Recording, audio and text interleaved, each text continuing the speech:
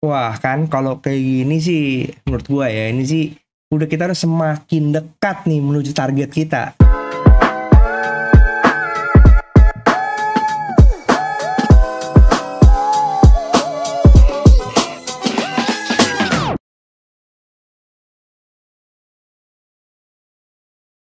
Halo guys, balik lagi sama gue William Sudana dan hari ini kita akan bahas perjalanan XAUUSD untuk di tanggal 3 April gitu.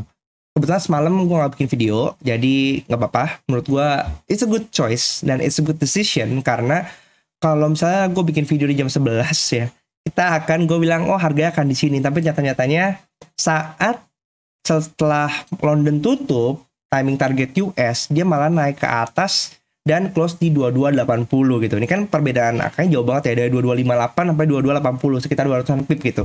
Jadi enak banget kita bahas langsung ketika marketnya udah jalan, udah buka. Dan kita ngelihat perjalanan kemarin, ini sedikit review aja. Kemarin itu harga mantul di area closingnya ini ya, 2252 sini ya, adalah saat Eropa tutup. Kemudian juga saat US tutup gitu. Jadi ini area di sini. Area di sini nih. Yaitu ada 2252, 2251, nih 22 cross lihat. Ini 2253 dan juga di sini 225 tunggu, mana sih? Oh ini. 2251, 2251, 250 nih di sini ya. Dan juga pas kemarin Asia tutup, ini area 2256, ini juga area yang kuat banget. Jadi kemarin area pantulannya adalah dari 2256, dia naik-naik, dia pantul ke atas lagi, 256 mantul lagi ke atas. Kemudian pas US, dia ngambil area closingnya US nih, di sini. Ya ini closingnya US di sini nih. Nih. Lihat ya, perhatiin. Ketika dia bablas dikit, ambil sweep ya, harga closing US yaitu adalah harga opening daily kita. Kemudian dia langsung lanjut lagi naik ke atas gitu. So, hari ini kalau kita perhatiin, ini masih dalam konteks normal up ya. Karena kita perhatiin di sini angkanya jelas ini open strong market, pivot daily yang kemarin juga nggak diambil ya kan. Kita sempat marking di hari ini adalah nih 2222 2018. Ini masih belum diambil juga walaupun dia ada base kecil, ini ada rally base rally naik. Tapi dia nggak sempat ngambil ke sana, masih jauh harapannya. Kemudian dia masih langsung kejar ke atas gitu. Di posisi sekarang juga pas lagi ini kita udah sampai di area R2 weekly, oke. Ini high before daily udah gue geser ke atas di sini di 2280. Posisi sekarang masih di atas ya kan, masih mantul-mantul di R1 monthly juga, R1 monthly yang pada dasarnya ini kita di April udah dikejar duluan gitu. Jadi baru 3 hari kita udah ngelihat R1 monthly yang dibobol. Dan kalau misalnya kita lihat ke atas targetnya, kita masih bisa ngelihat ke atas ini area-area confluence ya, R1 quarter dan R2 yearly. Ini ada di 23 20-an gitu. Menurut gua ini sangat mungkin kalau misalnya kita perhatikan. Kalau kita ngelihat antara range by range-nya ya, ini kita ngelihat range di sini 1160, jangan gini deh. Gue bikin kayak gini aja. 1160, kita tarik misalnya, kita anggap di sini low duluan. Oke.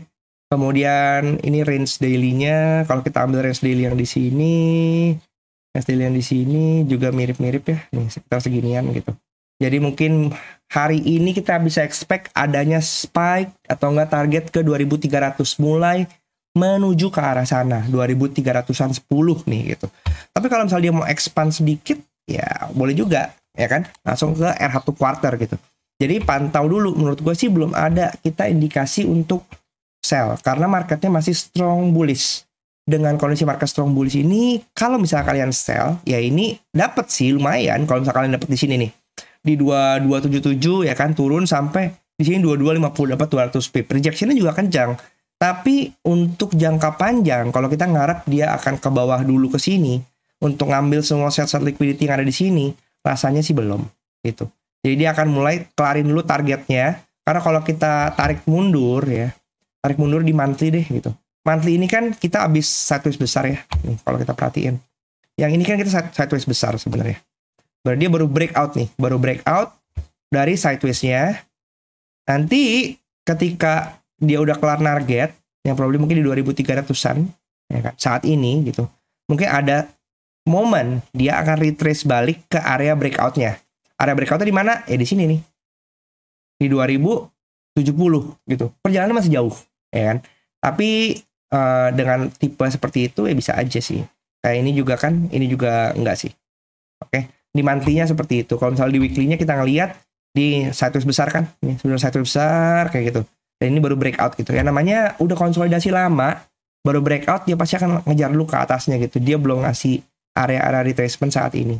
Jadi jangan terburu-buru untuk sell dulu sampai kita ngeliat adanya benar-benar pembalikan lah di time frame 5 daily gitu. Kalau misalnya kita perhatiin, sekarang kan belum. Ini masih ada di atas sini gitu. Oke, untuk di H4 sendiri juga masih strong bullish, jadi nggak ada tanda-tanda untuk dia pullback kenceng, nggak ada, masih kenceng. Lihat deh candle-candlenya bullish, bullish, bullish, bullish, biru semua setiap H4-nya ya. Jadi hati-hati guys. Kalau lihat di tabel RPS juga kalian lihat pasti hukum jikanya up, up, up, up, up semua. Jadi untuk point of view gue saat ini ya kita lebih pilih area retracement yang baik untuk baik gitu. Kalau lihat sekarang kita bisa expect di area di sini ya. Nih 2261 jauhan. 2261 sih enggak juga. 2261 enggak terlalu jauh. Ini bisa ada di area pivot daily di sini 2267, 2268 ya kan. Kemudian untuk di H4 mungkin kita bisa pantau area ini juga dekat LB daily, apakah mungkin dikejar. Ini S1 dan R1 weekly pasti lumayan cukup. Kalau misalnya dia sempat drop jatuh ke sini pun dia bisa mantulin ke atas lagi kayak gitu, karena kemarin masih ada area yang belum dikunjungi. Untuk hari ini sendiri kita bisa expect ini masih dijaga di sini areanya ya, karena ini adalah open daily, jadi masih main-main di sini. Asianya kita belum lihat kira-kira bisa sejauh mana, tapi kalau misalnya Eropa nanti kita bisa pantau cocok nih. Tadi kan 2261 ya, 2261 bisa kita pantau mungkin sampai area di sini kayaknya, mungkin 2258 gitu ya. Untuk bisa kita perhatikan apakah nanti Eropanya bisa jatuh sejauh ini gitu. Kalau misalnya nanti udah mulai ada rejection karena ini kan lumayan area di sini banyak base juga ya gitu. Nih, ini bisa menjadi akan turun mungkin yang naik kali ke atas kayak gitu.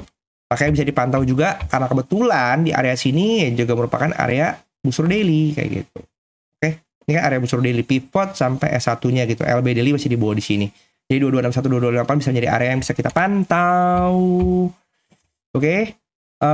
Untuk target mesti sampai ke atas, dan hari ini kalau kita perhatiin ada today hari ini ada ADP non-farm employment. Nah, ini kan sebagai indikator juga untuk NFP akan dirilis datanya di hari Jumat gitu. Nah, ini ADP dia ekspektasinya naik ya. Jadi harusnya good for USD. Kita lihat nanti gimana datanya. Kalau kemarin kita perhatiin kemarin ini nih, si Jolt opening ini nih. Kemarin forecastnya kan dia lebih diganti-ganti ya gini, anjrit ya. Tapi ya suka-suka lah ya. Mereka mau ganti-ganti ya silakan kayak gitu. Tapi yang kita lihat sebenarnya kan gini. Previous to actual 8748 8756 gitu. Naik sih. Tapi kenapa merah ya? Karena di bawah forecast katanya. Gitu.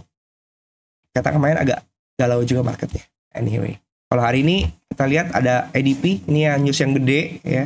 Selebihnya S&P Global Service PMI, ini juga PMI lagi. Producer Manufacturing Index, ini juga Iron Manufacturing Index. Ini bagus for USD, yang ini jelek for USD. Jadi akan ada mix data. Ya, kira-kira seperti itu. Oh, malam ini juga ada Powell swap lagi. Wah. Kalau misalnya kalian perhatiin di sini ada dua orang ya. Ini Master dan Williams gitu. Kalau gue baca berita-beritanya sih, mereka itu cenderung masih nggak mau naikkan suku bunga gitu. Ngerasa mereka masih confidence. Ya dengan narasi yang sama, belum ada kejelasan mengenai kapan suku bunga akan diturunkan. Ya investor akan lebih milih pegang emas lah kayaknya. Karena kalau kita walaupun kita perhatiin di sini US di XY-nya kemarin sih turun ya. Pentok resisten kayaknya. Bentuk resisten, betul sekali gitu. Jadi kalau lihat posisi merah sekarang ini bisa jadi ini kan masih area resisten, area resisten become support lah. Jadi dia mungkin mantul lagi ke arah sini untuk naik lagi gitu. So far kita ngeliat kayak gitu sih. Tapi masih bullish juga. DXY-nya bullish, DXY bullish, XAU bullish, Bitcoin juga masih bullish kayaknya. Bitcoin juga masih bullish. Ya dia udah mau pre-halving sih, tapi menurut gua ini juga belum dibablas yang ini ya. Jadi masih bisa ya arahnya atas lagi. Bisa jadi kalau gue setiap Bitcoin nih di 52.000 kayaknya menarik nih untuk nambah-nambah Bitcoin untuk spotnya kalau salah kalian punya juga. Anyway, begitu aja untuk kita untuk analisa hari ini sih, nggak begitu panjang. Yang pasti kita bisa punya area-area pantau untuk hari ini.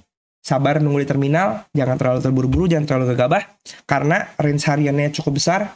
Maka kalau kalian nggak masuk di terminal yang oke, nanti keseretnya kejauhan, panik kayak gitu. Oke, jangan lupa mampir juga ke playlist gue yang ini. Kalian bisa belajar mengenai gimana cara menggunakan metode Kopta, korelasi antara open, high, low, dan juga RPS.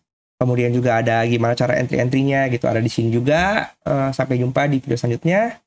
Bye-bye.